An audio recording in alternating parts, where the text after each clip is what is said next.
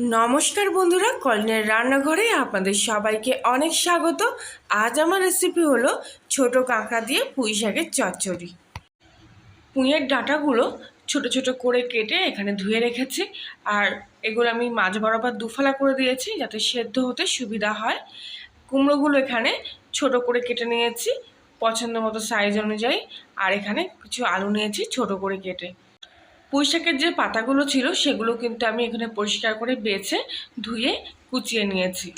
আর এখানে কাঁকড়াগুলো আমি কেটে পরিষ্কার করে ধুয়ে রেখেছি, আর সঙ্গে দাঁড়া আর ঘিলুগুলো কিন্তু আলাদা করে নিয়েছি।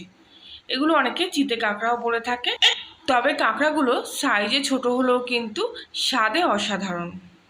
কড়াইতে 25 গ্রাম মতো তেল গরম করে নিয়ে এর মধ্যে আমি 1 চামচি 5 ফোড়ন দিয়ে দিলাম। ফোড়ন থেকে মিষ্টি একটা গন্ধ ছেড়ে দিলে এর মধ্যে আমি আগে থাকতে কেটে রাখা কাঁকড়াগুলো দিয়ে দিচ্ছি। 1 মিনিট মতো কাঁকড়াগুলো আমি ভেজে নেব।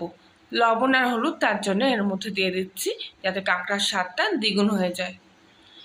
কাঁকড়া কিন্তু বেশি ভাজলে শক্ত খাস্তা কুড়মুড়ে হয়ে যাবে, তাই বেশি ভাজবো না। এরপরে এর মধ্যে আমি আগে থাকতে বেছে রাখা পুঁই শাকের ডালগুলো দিয়ে দিচ্ছি। এর সঙ্গে কুমড়ো আলুগুলো একসঙ্গে আমি এর মধ্যে দিয়ে দেবো। কাঁকড়াগুলো তলা থেকে একবার উপর করে দেব।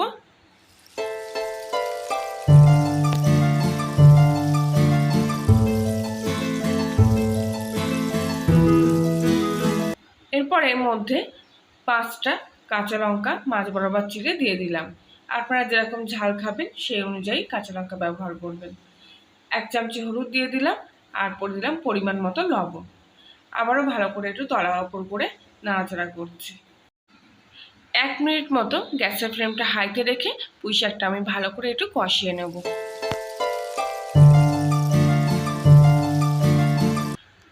এরপরের মধ্যে আগে থেকে বেছে রাখা পুঁই পাতাগুলো দিয়ে দিচ্ছি।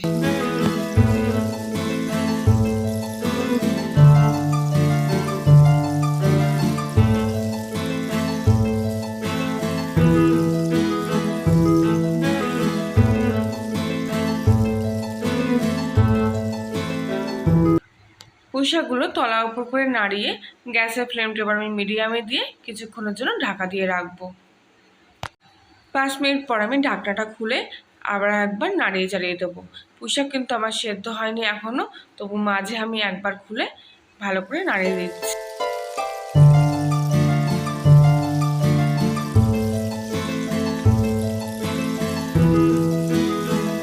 আবারও আমি কিছুক্ষণের জন্য ঢাকা দিয়ে রাখবো গ্যাসের ফ্লেমটা মিডিয়ামে দিয়ে। প্রায় 5 মিনিট পর আমি আবার ঢাকনাটা খুললাম। পুঁই শাকের পাতাগুলো কিন্তু এখন একদমই গলে গেছে, আর পুঁই শাকটা কিন্তু প্রায় 50% মতো সেদ্ধ হয়ে গেছে। এবার এর মধ্যে আমি 1 থেকে 2 চামচ মতো চিনি দিয়ে দেব, তবে আপনারা আপনাদের স্বাদ অনুযায়ী মিষ্টি এখানে ব্যবহার করবেন। চিনি দেওয়ার পর ভালো করে আবারও পুঁই শাকটা নাড়িয়ে চাড়িয়ে দেবো যাতে চিনিটা পুঁই শাকের গায়ে ভালো করে মিশে। পুঁই শাক সেদ্ধ করার জন্য আমি আলাদা করে কিন্তু কোনো জল দিচ্ছি না, পুঁই শাকের জলে কিন্তু পুঁই শাক সেদ্ধ হয়ে। আবারও কিছুক্ষণ গ্যাসের ফ্লেমটা মিডিয়ামেই রেখে কিছুক্ষণের জন্য ঢাকা দিয়ে রাখবো। 5 মিনিট পর আমি ঢাকনাটা খুললাম, আর দেখুন পুঁই শাক থেকে কিন্তু অলরেডি জল বেরোতে শুরু করেছে। এবার আমি গ্যাসের ফ্লেমটা হাইতে দিয়ে দেবো। ভালো করে আবারও পুঁই শাকটা কষিয়ে নেব যাতে বাড়তি জলগুলো একটু শুকিয়ে আসে আর পুঁই শাকটার স্বাদও বেড়ে যায়। পুঁই শাকগুলো কিন্তু দেখুন আমার একেবারে সেদ্ধ হয়ে গেছে, আলুগুলো কিন্তু একদমই সেদ্ধ হয়ে গেছে, আর কুমড়ো তো দেখলেই বোঝা যাচ্ছে যে কতটা সেদ্ধ হয়ে গেছে। বেশি নাড়াচাড়া করলে কিন্তু কুমড়োটা আরও গলে যেতে পারে, তাই বেশি নাড়াচাড়া না করে আমি হালকা হাতে 2 থেকে 1 বার তলা উপর করে নাড়িয়ে গ্যাসটা অফ করে দেবো। কিছুক্ষণ রেস্টে রাখার পর তারপর পুঁই শাকটা সার্ভ করব। ছোটো কাঁকড়া দিয়ে পুঁই শাকের এই রেসিপি একবার খেলে আর কিন্তু এর স্বাদ ভুলতে পারবেন না। গরম ভাতের সঙ্গে অসাধারণ লাগে। রেসিপিটি ভালো লাগলে লাইক, শেয়ার, কমেন্ট করবেন। নতুন হলে সাবস্ক্রাইব করে পাশে থাকবেন।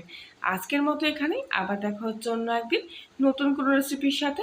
ততক্ষণ সবাই ভালো থাকবেন, সুস্থ থাকবেন, সাবধানে থাকবেন।